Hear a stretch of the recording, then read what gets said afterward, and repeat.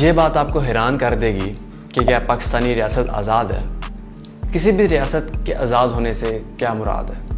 کہ قومی آزادی ہو، کسی بھی بیرونی طاقت سے آزاد ہو، سیاسی طور پہ امن ہو، معاشی طور پہ خوشحالی ہو، سماج میں عدل و انصاف ہو۔ یہاں قومی آزادی کی صورتحال یہ ہے کہ ہمارے اوپر کوئی بیرونی طاقت قانون امپلیمنٹ کر دے اور ہم اس کے خلاف کچھ بھی نہ کر سکیں۔ جیسے ہمارے پرائم منسٹر صاحب کہہ رہے ہیں کہ ہم IMF کے بغیر کچھ بھی نہیں کر سکتے، قرضہ جو لیتے ہیں، مطلب یہ کہ ہماری معیشت قرضوں کے اوپر چل رہی ہے، اگر IMF قرضہ نہ دے تو ہماری معیشت کی ٹاٹا بائے بائے ہو جائے۔ یہ تو بھائی سامراج کا طریقہ کار ہے کہ پہلے قوموں کو قرضوں کے جال میں پھنساؤ، پھر اپنی مرضی کے قوانین امپلیمنٹ کرو۔ اس میں یہ بتاؤ کہ کسی دوسرے کی رائے اور دباؤ سے بنایا گیا قانون قومی قانون کیسے ہو گیا؟ اس کا قومی نظام سے کیا تعلق؟ قومی ریاست سے کیا تعلق؟ اس کا ریاست مدینہ سے کیا تعلق؟ اگر معاشی حوالے سے دیکھا جائے، کیا ریاست مدینہ مکہ والوں سے قرضہ لے کے چل رہی تھی؟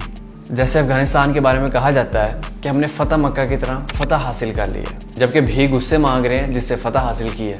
اسلام کا اگر قلعہ بنایا ہے تو IMF اور ورلڈ بینک سے کہتے ہیں کہ ہمیں اسلام نافذ کرنے کے لیے پیسے تم دو، کہ ہم تمہارے دیے ہوئے قرضے سے اسلامی جمہوریہ پاکستان اور اسلامی امارات افغانستان چلانا چاہتے ہیں۔ یہ بھلا کیسی آزادی ہوئی؟ اس سے بڑا کوئی دھوکہ اور ہو سکتا ہے؟